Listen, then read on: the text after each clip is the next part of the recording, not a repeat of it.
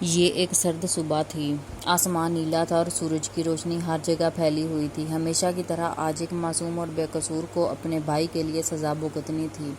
اپنی زندگی داؤ پر لگانے جا رہی تھی۔ اپنے بھائی کے گناہ کے بدلے خود کو قربان کرنے والی تھی۔ آج ایک بہن اپنے بھائی کے گناہوں کے بدلے ونے ہونے جا رہی تھی۔ سب لوگ سرپنچ کے ڈیرے پر موجود تھے۔ پنچایت لگ چکی تھی۔ سب لوگ سرپنچ چودھری زمان پر نظریں جمائے ان کے فیصلے کے منتظر تھے، جو ایک لڑکی کی زندگی بدل کر رکھ دینے والا تھا۔ پنچایت اس فیصلے پر پہنچی کہ چودھری زیان کے قتل کے بدلے قاتل اسود کی بہن ہاشمی کی بیٹی کو ونی کے طور پر مقتول کے بھائی چودھری یزدان کے حوالے کر دیا جائے۔ چودھری اسد اللہ صاحب کی طرف نظریں کیے فیصلہ سنانے لگے۔ ان کے ساتھ بیٹھا چودھری یزدان۔ ان کی آنکھوں پر چمک سی آئی تھی۔ اپنی مونچھوں کو تاؤ دیتا برہم سا بیٹھا تھا۔ ہاشمی صاحب خاموش فیصلہ سن رہے تھے اور کر بھی کیا سکتے تھے۔ چودھری یزدان: ہاشمی کی بیٹی کا نکاح آج ہی ہوگا۔ چودھری اسد اللہ نے ہاشمی کی طرف دیکھا اور بولا، جائیں چودھری یزدان، جا کر اپنی ونی کو لے جائیں۔ چودھری اسد اللہ نے اپنے بیٹے کو بولا، جس پر وہ اٹھ کھڑا ہوا اور ہاشمی خاموشی سے چل گیا۔ لمبے قد کی سفید رنگت، بڑی ہوئی داڑھی، سیاہ چادر خود پر ڈالے، وہ اس وقت ایک مغرور خوبصورت چودھری لگ رہا تھا، جس پر گاؤں کی بہت ساری لڑکیاں فدا تھیں۔ وہ بھاری بھاری قدم لیے، مونچھوں پر تاؤ دیتا، اپنے آدمی لیے ہاشمی کے ساتھ چل دیا، اور باقی سب صرف اس لڑکی کے لیے دعا کر سکتے تھے۔ وہ لوگ ایک کچے مکان پر۔ ہاشمی نے دروازے پر دستک دی اور 1 منٹ بعد دروازہ کھلا۔ چھوٹے قد کی لڑکی، سر پر سفید چادر، سیاہ بڑی بڑی آنکھیں، پتلی ناک جس پر چاندی کے رنگ کی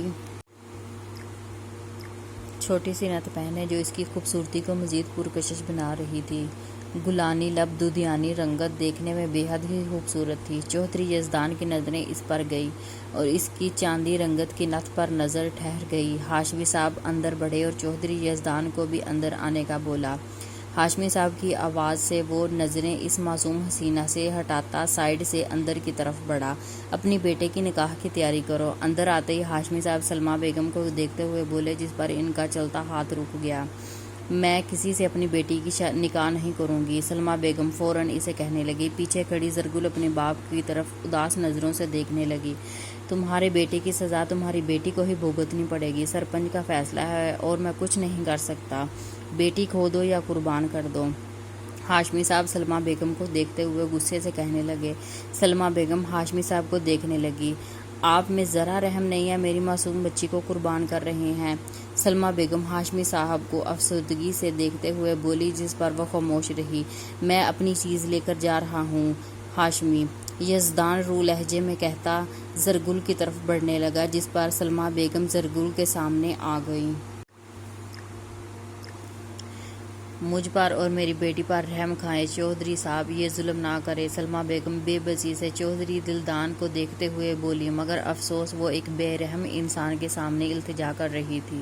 بیٹے کو کرنے سے پہلے سوچنا چاہیے تھا۔ میں نے اپنا بھائی کھویا ہے۔ یزدان لفظوں پر زور دیتا سخت تاثرات سجائے بولتے ساتھ زرگل کی نازک کلائی تھام کر زرگل گھبرا کر اسے دیکھنے لگی۔ مجھے تمہارے ساتھ نہیں جانا۔ زرگل اس کی گرفت سے اپنی کلائی چھڑوانے کی ناکام کوشش کرتے ہوئے ہمت جمع کیے کانپتے لبوں سے لفظ ادا کرنے لگی۔ دلدان نے آنکھوں میں سرخی لیے اسے دیکھا۔ سیاہ آنکھیں ڈارک براؤن آنکھوں سے ٹکرائی۔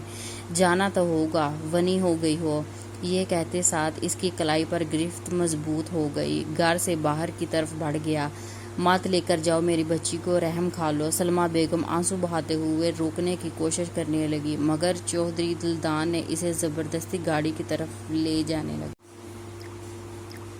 ماں مجھے جانے دیں۔ زرگل روتے ہوئے سلمیٰ بیگم کو پکارنے لگی، بے بسی سے آنسو بہانے پر بیٹی کو خود سے جدا ہوتے دیکھ رہی تھی۔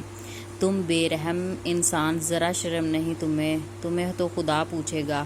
سلمیٰ بیگم روتے ہوئے ہاشمی صاحب پر بھڑکنے لگی، جس پر خاموشی سے بیٹھے دیکھ رہے تھے۔ زرگل پر تو جیسے پہاڑ ٹوٹ گئے تھے۔ چودھری یزدان گاڑی چلا رہا تھا، جبکہ دوسری ہاتھ زرگل کی کلائی تھامی ہوئی تھی۔ زرگل آنسو بہانے میں مصروف تھی۔ اپنے آنسو روکو۔ یزدان گاڑی چلاتے ہوئے اسے حکم دینے والے انداز میں کہنے لگا، مجھے جانے دیں، مجھے آپ کے ساتھ نہیں جانا۔ زرگل اس کی طرف نظریں کیے روتے ہوئے معصومیت سے کہنے لگی۔ یزدان کی نظریں اس پر گئی ایک پل کے لیے، پھر اس کی نظریں اس معصوم چہرے پر جم سی گئی۔ زرگل کی چاندی کی نتھ یزدان کو ایسے دیکھنے پر مجبور کر رہی تھی۔